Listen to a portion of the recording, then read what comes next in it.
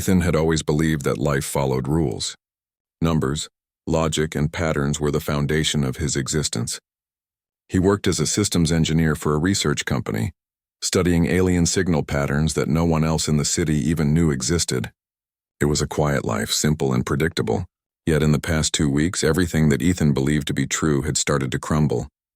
Every night, without fail, something inexplicable happened in his small apartment.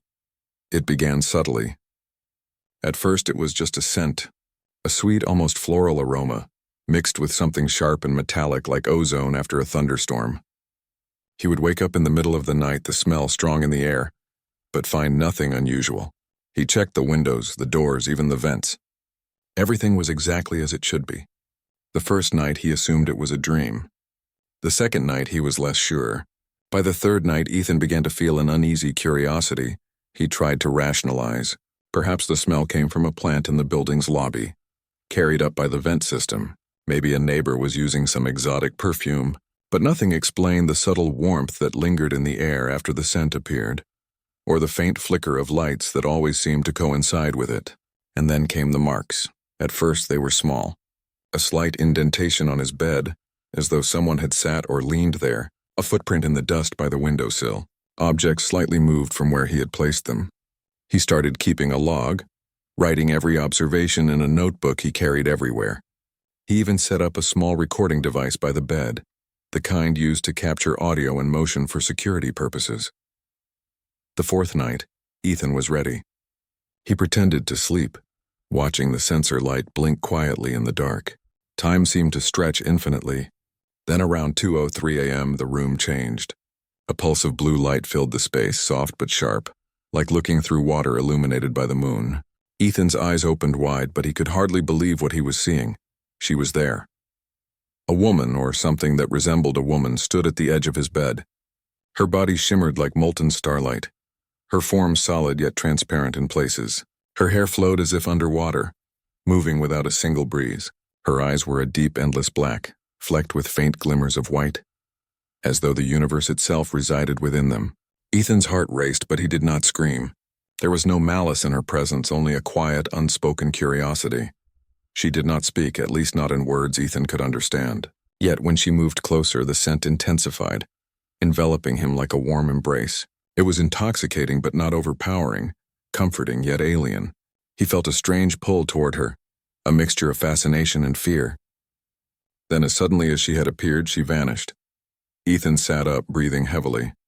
The recording device's light blinked, but when he played the footage back the next morning, the screen was corrupted.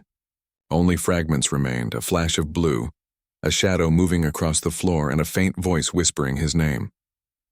No one else could have accessed his room. No logical explanation fit. Night after night, she returned. Ethan began to anticipate her arrival, waiting with a mixture of dread and excitement.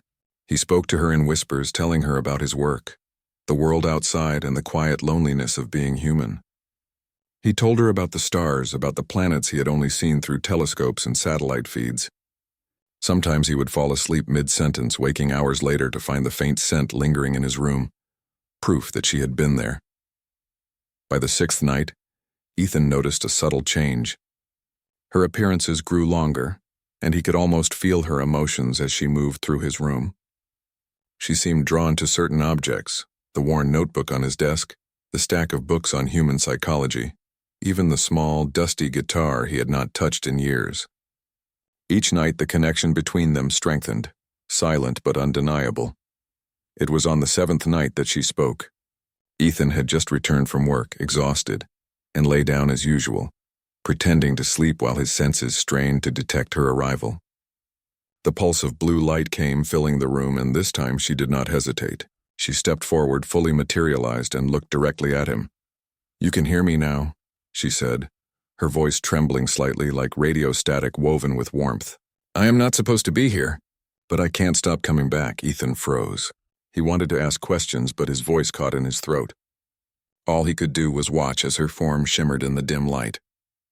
He noticed details he hadn't seen before, the way her skin seemed to refract light like tiny fragments of glass, the faint hum that radiated from her body, as though she were made of vibrating energy, the delicate, almost imperceptible pulse of warmth that mirrored his own heartbeat. He finally managed to whisper, "Who? What are you?" She tilted her head, studying him. "I am Lyra," she said.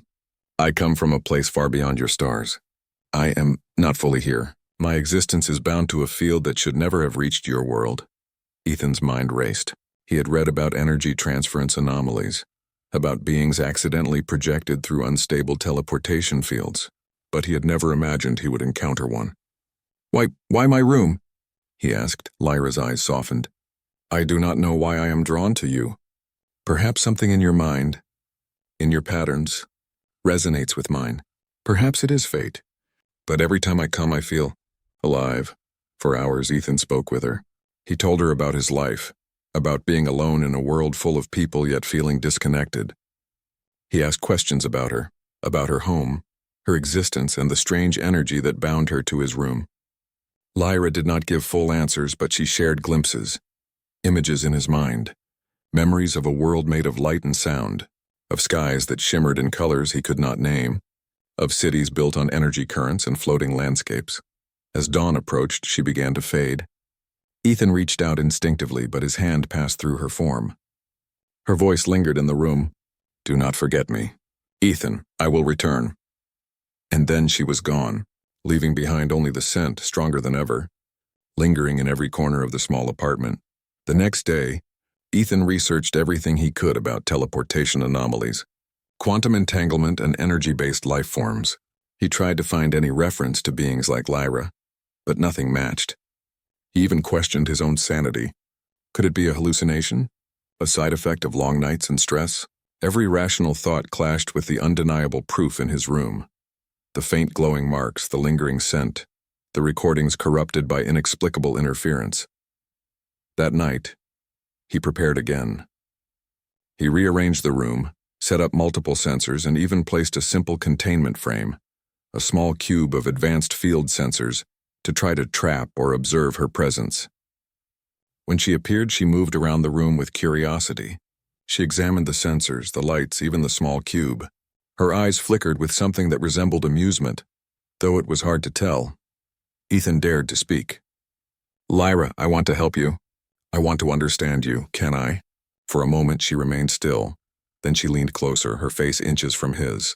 Her form radiated warmth, and he felt a strange sense of connection, like their thoughts brushed against each other. "Perhaps," she whispered, "but you must be careful. Every time I come, it costs me something. I am not meant to exist here for long. You may help, but it is dangerous for both of us." Ethan's heart pounded, but he nodded. "I don't care about danger. I want to know you.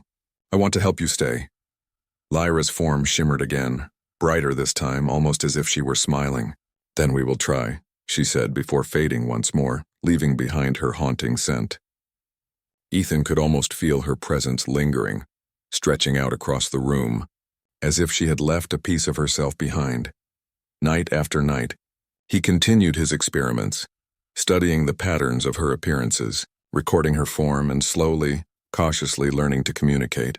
The world outside remained ordinary and mundane, but inside his small apartment, Ethan had found something extraordinary, a being from beyond the stars who had chosen to enter his life, leaving traces of light, warmth, and a scent he would never forget. By the end of the second week, Ethan began to realize that his life had changed irreversibly. He was no longer alone, and whatever the future held, whatever dangers or mysteries awaited, they would face them together. The nights grew longer, and Ethan's fascination with Lyra grew into something deeper. He no longer thought of her as a strange visitor. She had become a presence he could not imagine his life without. Yet with every appearance, he noticed the toll it took on her. Lyra's shimmering form would sometimes flicker, her glow dimming for moments longer than before. Her visits left her weaker, as though staying near him drained the very energy that kept her alive. Ethan could not let her suffer. He had spent days reading, researching, and experimenting with every device he had in his small apartment. He tried to understand the field that brought her here, and the energy signature that tethered her to his world. His hands trembled as he adjusted the settings on a complex array of signal amplifiers and quantum stabilizers. The goal was simple yet terrifying: stabilize her presence so she could exist in his world without fading. That night, Ethan prepared for something unprecedented. The room was filled with equipment humming softly, lights blinking in sync with the energy readings. He double-checked the sensors, making sure everything was in place. When the familiar pulse of blue light appeared, Lyra stepped forward, her form slightly transparent as usual. But this time there was hesitation in her movement, a flicker of fear in her eyes. "I've been trying," Ethan said quietly, not wanting to startle her. "I think I can help you stay, Lyra, but I need you to trust me." Lyra tilted her head, the light in her eyes wavering like a candle in the wind. "You don't know what it will cost," she whispered. "If I remain too long, I could disappear completely." "I know," Ethan replied firmly, "but I'll take the risk with you. You're not alone anymore." For a long moment she remained still, studying him. Then she moved closer, brushing the edge of his hand with her own. The sensation was impossible. Warm, almost tangible, yet soft and vibrating like a thread of light touching his skin. The room hummed with energy as the devices Ethan had set up began to resonate, amplifying the field that connected them. As he activated the stabilizers fully, the room was bathed in a soft glow, brighter than ever before. Lyra's form solidified slowly, becoming more real, more human with every second. Ethan held his breath, watching as the shimmer that made her ethereal began to settle into something more tangible. "I feel it," she whispered, her voice filled with awe. "I can touch. I can breathe."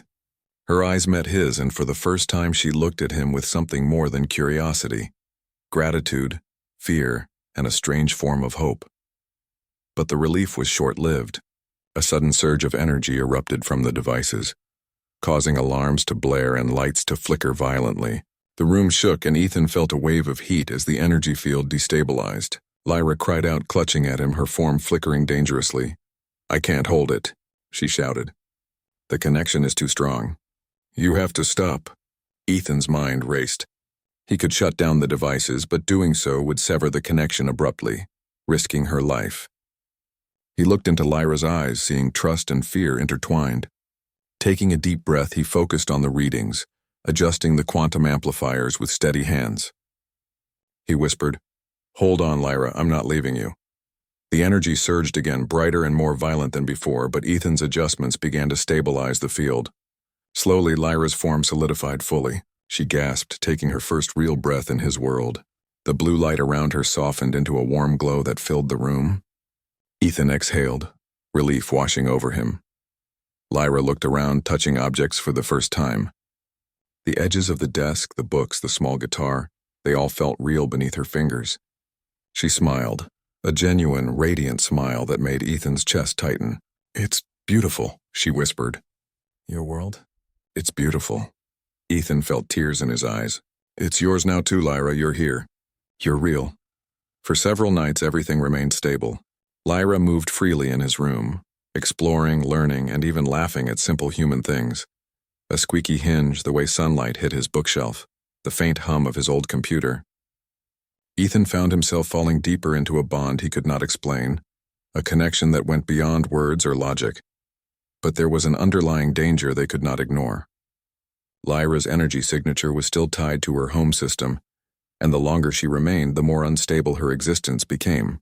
Ethan knew they had limited time before the strain became irreversible. They had to find a permanent solution. Ethan spent days analyzing the quantum transference signals she emitted, running simulations, and designing a containment matrix that could allow her to exist safely. It was a delicate process. Any error could result in her losing form entirely. Lyra assisted in her own way, sending pulses of energy that Ethan could decode into information about her biology and physics. It was slow work, but it deepened their understanding of each other. One night, as they worked together, Lyra paused and looked at Ethan with intensity. "Why do you care so much for me?" she asked, her voice softer than usual. "I am not human. I am different." "You could leave me behind any time." Ethan smiled faintly. "I don't care if you're different. I care because you exist. Because you're here, and I've never met anyone like you." Her eyes shimmered, brighter than the stars outside his window. "You make me feel alive, Ethan.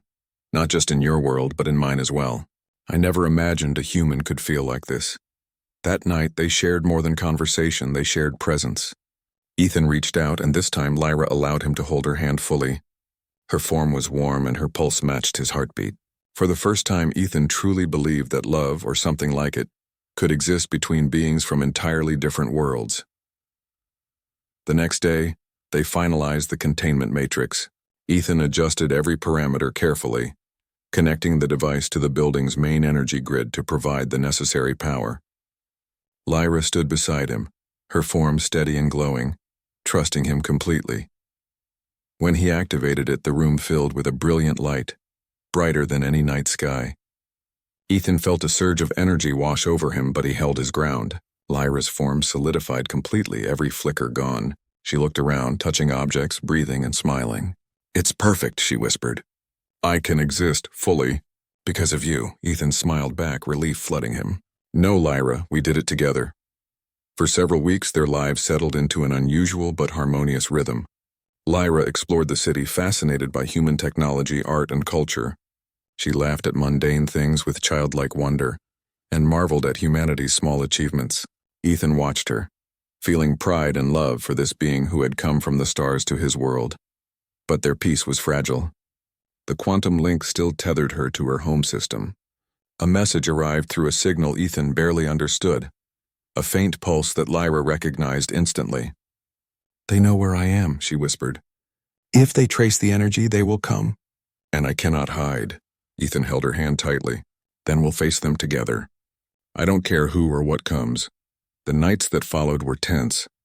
Ethan fortified their apartment with makeshift shielding, adjusting energy dampeners and recalibrating the containment field constantly. Lyra helped, though she was growing weaker with each strain of energy required to stabilize her presence. But every challenge only strengthened their bond. They were no longer just a human and an alien. They were partners connected by trust, courage, and the inexplicable pull of destiny. One night, as the city slept, Ethan noticed a subtle shift in Lyra's energy signature.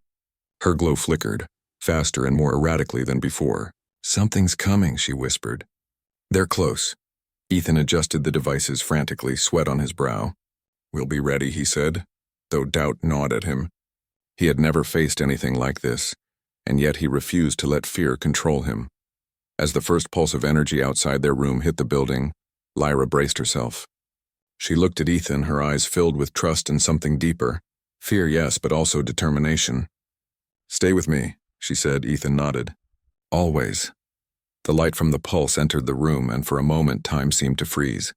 Ethan felt the energy push against them both, but their combined presence, the human determination and the alien light, held. The energy dissipated, leaving only the lingering glow of Lyra's form. They had survived. Lyra collapsed into Ethan's arms, exhausted but alive. "You saved me again," she whispered, her voice trembling. Ethan kissed her forehead gently. "No, we saved each other." For the first time, Ethan felt a sense of completion in his life.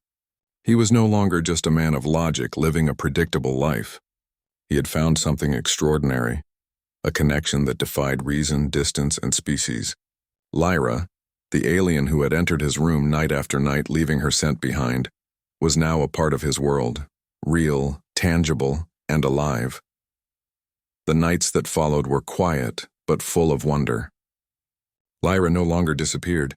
She moved freely in his apartment, learning, laughing, and sharing life with Ethan. They watched the stars together, feeling the pull of distant worlds, but also the comfort of being together. And though the universe remained vast and unpredictable, Ethan knew one truth: no matter what challenges lay ahead, they would face them side by side. The alien who had come into his life uninvited, leaving only scent and mystery, had become his companion, his partner, and perhaps in ways he never imagined, his heart.